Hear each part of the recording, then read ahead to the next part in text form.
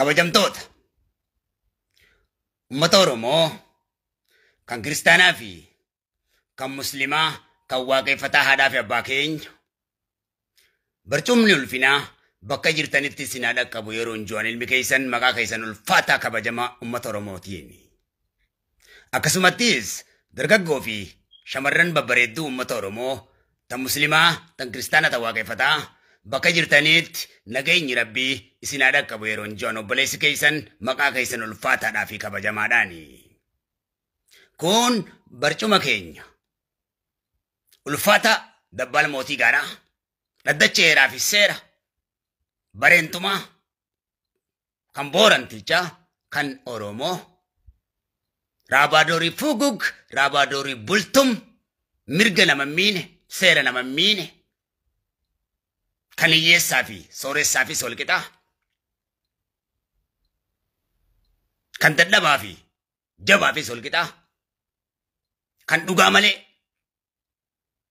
soban dubbanne kan dhugaa dubbachuudhaafis heeyyama naman gaafanne kan Oromoon heeraa fi seeraan raggaasise sirna Oromooti. Sirna bareentumaati. Sirna boorantichaati. Odaa bultumii.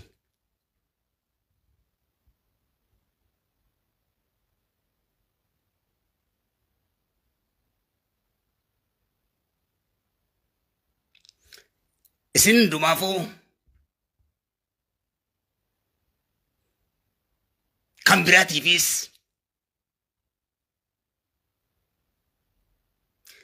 gadda obboleettii teessanii waliin gadduudhaa fi haqa isii waliin barbaaduudha malee jajjabina isiniif haa hawwu jajjabina isiniif haa laatu eenyumaan jennee kan murteessinu miti. Jajjabina isiniif haa laatu jechuun haqa dho'isuudha waan ta'eef nama haqa argateetu nama dhugaa argateetu jajjabina dhaamee awwaallataa jechuudha. Obboleettiin teenya nagayaan haa boqottu.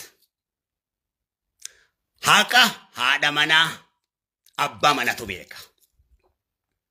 Haqa abbaa manaa haadha manatu beeka kan jedhe Rabbi Waaqa. Nuti dhimmi keenya dhimma namoota dhuunfaatii miti. Dhimmi keenya kaleessaas ta'e arras nu qarree fi qeerroon Oromoo hundi keenya wanni miidiyaa kanarratti wal marii goonu itti qabsooynu kaleessaas itti qabsaawaa itti wareegamaa turre lubbuu ilmaan Oromooti. Kanarratti wareegamuudhaaf kan sarminoo miti. Dhimma dhuunfaa namaa waan nu galchuu miti nooti ijoollee biyyoolessaa gurguddoo dhimma biyyoolessaa gurguddaa dubbatanidha malee nuti ijoollee xixiqqishoo ganda keessaa ka dhimma xixiqqaa ganda keessaa dubbatani miti. Afaan Oromooti.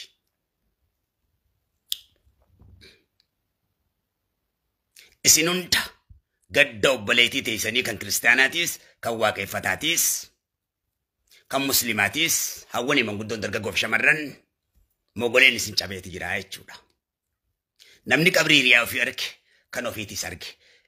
Isii kanaan barumsa gurguddaa irraa barannaa jechuu kan dabree jira jechuudha. Qorannoofis warri qoratamuu qabu seera jala oolee jira. Seerri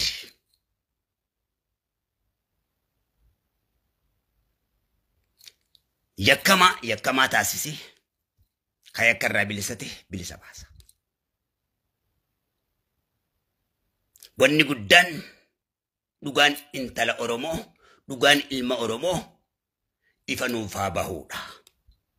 Yoo arraan tana badii kana callifne badii baay'ee callifnee jirra. Shamarran keenya nu jalatti dhumuu isaaniiti. Dhiirri keenyaas nu jalatti dhumuu isaati. Sanyiin badii of keessatti daraarsee badii of keessatti dhiise. Horteen badii of keessatti daraarsee badii of keessatti dhiise. Dhaloota dhalootatti bada waan ta'eef Vaayirasoota dursinee antivaayirasii yoo dha'uu baanne wallaalummaadhaan yaabamne galaana doqnummaatiin nyaadhamnaa beeka.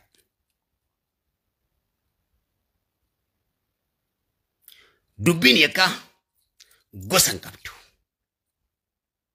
Lubbuun ilmaan Oromoo lubbuu ilmaan Oromooti. Gosaa fi ganda hin qabdu.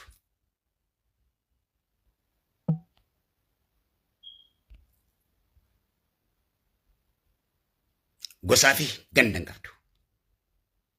Lubbuun duute Rabbi qabdi, warra haqa isii falmatu qabdi. Lubbuun keetis boru kanumaa jechuu, kanuma akkana falminaa jechuu atis ni duuta. Qadara fedhe. Kullu nafsi zaa'iqatul mawt. Kun qadara. Qadarri garuu qadarri kun akkamitti qaddaramuu danda'eedha dabaafachuu dandeenya malee qadara mormuu hin dandeenyu. Qadarri kun akkamitti ta'uu danda'e?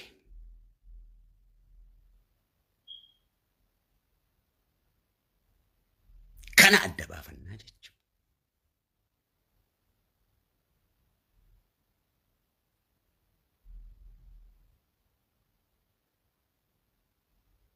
Yakkamaan ganda hin qabu. Yakkamaan gosa hin qabu. Hangaafa kan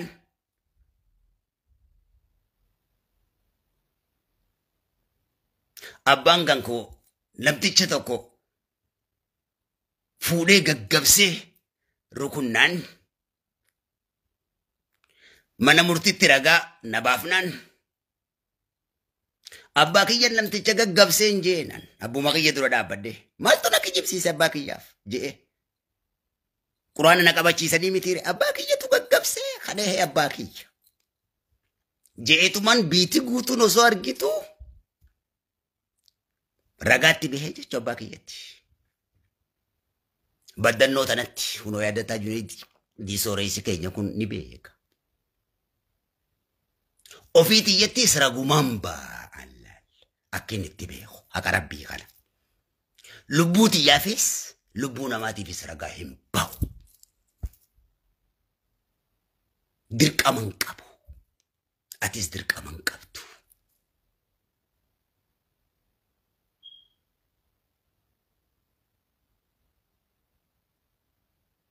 Silaan anje bangi haqaanam yakkeef ragaa cubbuu baate gachiibseetiin si qalan anje abbaa kiyya dhuga jaallatanii beeki.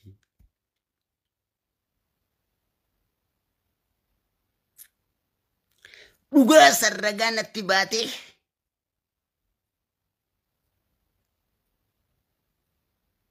ifoomsuu keetiif sodaan malee si eebbiseetiin jiraa sin qunnamin dhugaa malee naan jee sin dubbisin dhugaa malee. Gaafa tokkoon soba akka tasaa dubbadhe biyya guututu beeka Arawaaca kana magaalaa Malkaa Balloo waayyuu tana biyyuma keessa abbaan kiyya morma na qabee gaara na baafate ablee fudhate qarree gubbaa kilee. Eenyuun irraa baasu abbaan kiyya gosa biraati hoggaa aaran abbaan fedhe isaan qabuu hin danda'u laal. Eega guyyaa sanii na fannisee akkana mukarratti osoo biitii argitu. Eega guyyaa sanii an soba hin beeku. Eenyuma hun sodaadhumaas.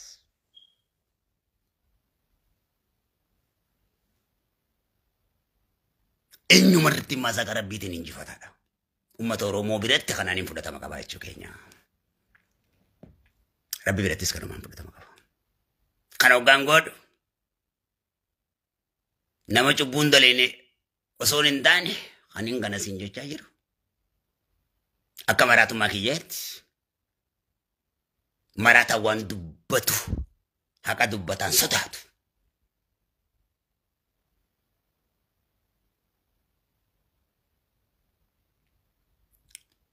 namni akkanumatti hundisaa gamoorraa fooqirraa intalti of darbitee ja'an malee sa'aatii 9 of darbitee ja'a kun sa'aatii 3tti ja'a namni kaameeraadhaan dhiyeessin jiru akka faranjitti evidensiidhaan abjuu haasawaa jira. Wanni adda bahee hin jiru. Namni waan tokko dubbachuudhaaf ragaadhaan dubbachuu qaba. Mucaan kun ajjeefamtee achirraa of darbuudhaaf namni ajjeesee achirraa darbuudhaaf ofiin of darbachuunis waan biraati namatu bira jira waan ta'eef mucaa kana bira. Dubbiin mucaa kana arraa miti ka jalqabe. Gaafa kaan hamma rasaasan artistoonni wal dha'utti jechuudha. Gaafa sirraa ka deemaa turedha. Gaafasis gaaga'ama guddatu du'a guddarraa rabbiin nu miliisee jechuu gaafaan dubbadde qofa qabdanii jechuudha. Rasaasaan dubbii mucaa kanaatti artistoonni wal fixuu ka'ee jechuudha. Walitti dhukaasanii qofa qabdanii jechuudha. Arrammoo lubbuunis badee argamee jechuudha. Waan arra jalqabamee arra ta'ee miti. Dubbii bal'achaa dhufee kun raawwatameedha.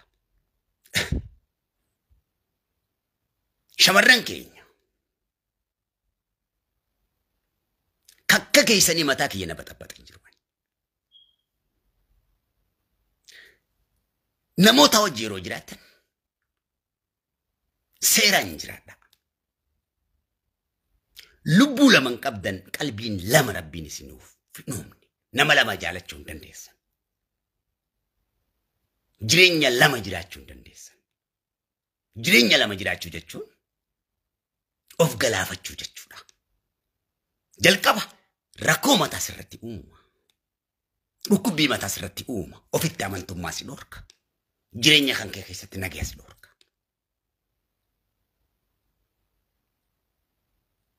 Kana beeki. Isaan illee onnee keessatti ifaan illee dhiira lama naanneessi.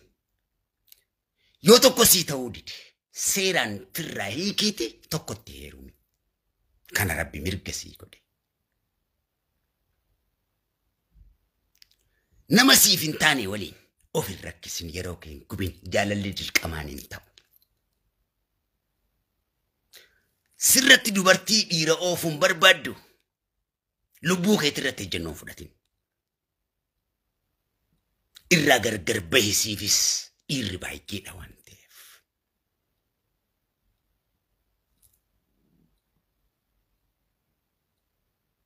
Ifa kiir wanni sitti haasawaa jiru. An obboleessi kee jechuudha. An obboleessi keessa wanni sitti haasawaa jiru isa kana.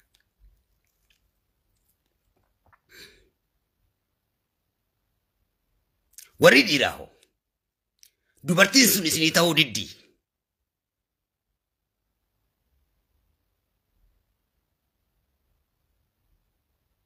Nagayaan dhiisaaf irraa gargar bahanii adagaa akkanaa isinitti fiddi.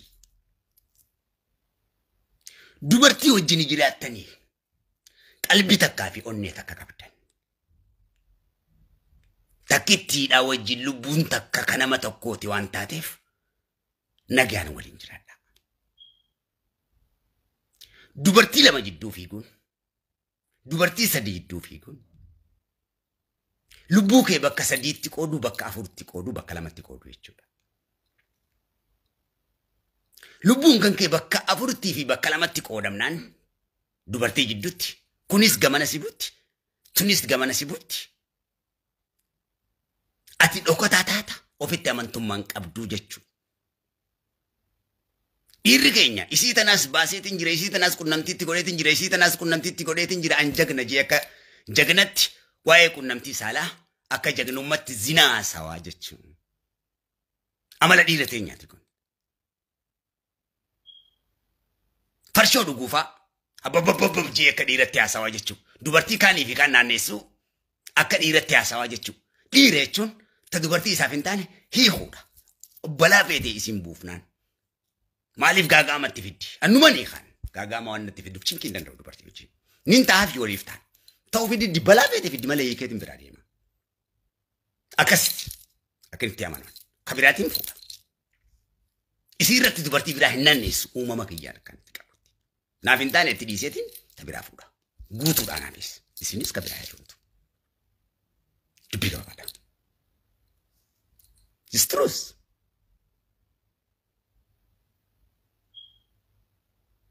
سبولتني منو رجعوا بيديا إيرا بيديا نمني كين لقايا ولتهمي